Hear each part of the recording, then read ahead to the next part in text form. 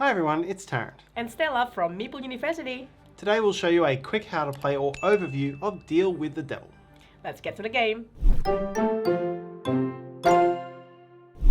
Deal with the Devil is a hidden role Eurogame in which two mortals, a cultist and the devil in disguise, compete to build the kingdoms and win the favour of the church in medieval times. It was designed by Matouš Kotry and published by Czech Games Edition. The game plays exactly 4 players in 120 to 150 minutes, is app assisted and is of medium to heavy complexity. 8 years ago, Matouš Kotry was arguably the first designer to effectively combine a modern Euro-style worker placement game and a fully comprehensive logic deduction puzzle into a single functional product, with the game Alchemists. Now in 2022, Kotry returns with Deal with the Devil, an ambitious combination of a modern Euro action planner with a hidden role, negotiation and social deduction engine. How do they fit together? Well, let's tackle the game's 2 halves one at a time. In the Euro element of Deal with the Devil, players are rulers of neighbouring kingdoms, trying to bring their own patches to prosperity primarily through the construction of buildings. To start each round, players draft new building cards and produce resources. At any time, they can buy more resources for money and even sell resources or take out loans to get the money to do so. Players then plan out their actions, a maximum of 4 per round, with each after the first 2 costing an extra wheat. Constructing buildings is the key action. They're expensive, but they deliver the bulk of your victory points, ongoing abilities, some of which are passive and some of which require an action point to activate, and set collection bonuses, which can give you extra production, other resources, and points. Players can also hire courtiers for money to aid with set collection. After the actions, players who took out loans gain 25% compounding interest, and can lose points or worse if they let their debts get out of hand.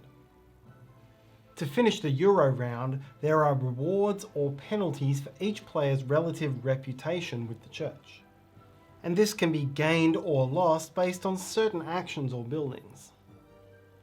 Personal event cards, for example, give players a choice each round to maybe gain reputation at a resource cost, or gain resources for a reputation loss.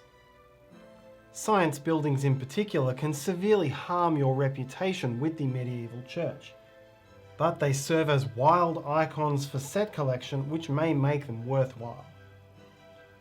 Over 5 rounds of play, whoever can put together the best and highest scoring kingdom of buildings and balance it with their reputation with the church will be well placed to win. In the hidden role element of the game, there are 4 roles, each with its own secret chest. There are 2 mortals, who begin the game with no resources but 3 pieces of immortal soul. 1 cultist, who begins with a few advanced resources and 2 pieces of tainted soul. And the devil, who begins soulless but has access to vast, tempting wealth.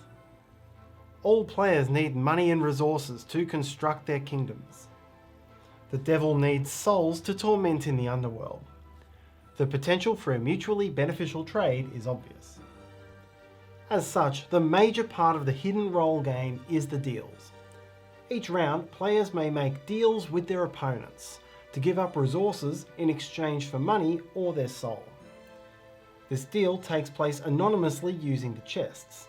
You'll know which role made the offer, but not which player, as the chests are shuffled and distributed around the table using QR codes and an app. These trades may give players the resources they need to complete their best buildings, and the distribution of resources may give them some tidbits of information to deduce each other's roles. Twice in the game there is a witch hunt, an opportunity to accuse the other players.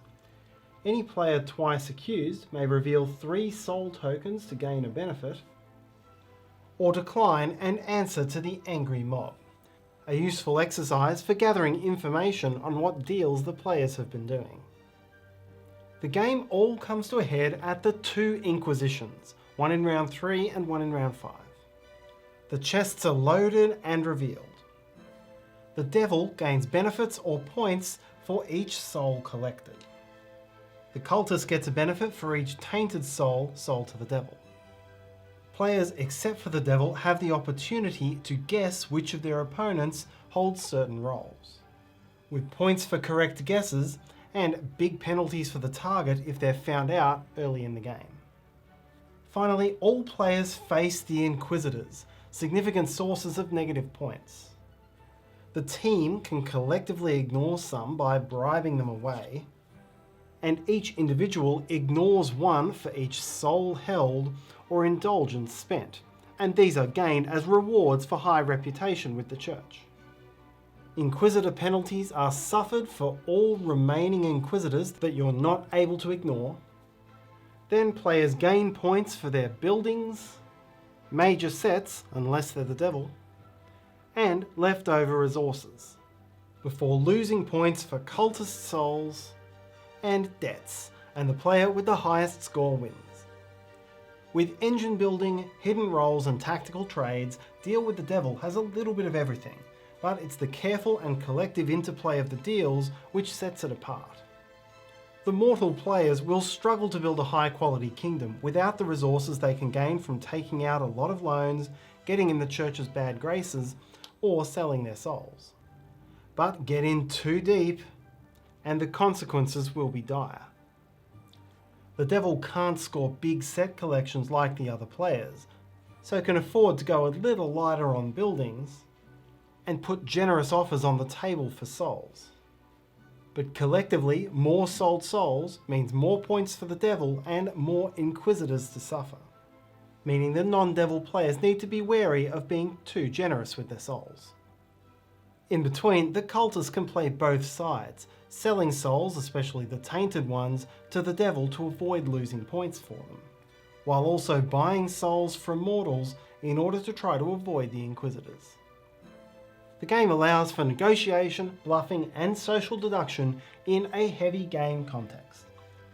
It plays best when players are open to negotiating and recognising a fair price for their souls, but never loses its Euro charm with several interesting and powerful combinations of buildings to explore.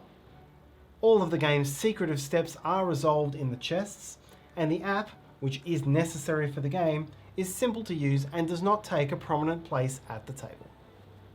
And that's our quick how to play of Deal with the Devil. Hopefully it's been useful. If you enjoyed this video, please help us by hitting the like button. Subscribe to us. You can also hit the meeple in the corner to do so, and hit the bell icon so you'll know when we have new videos. You can also follow me on Instagram for my board games journey. Comments, questions and feedback are all welcome in the comment section below.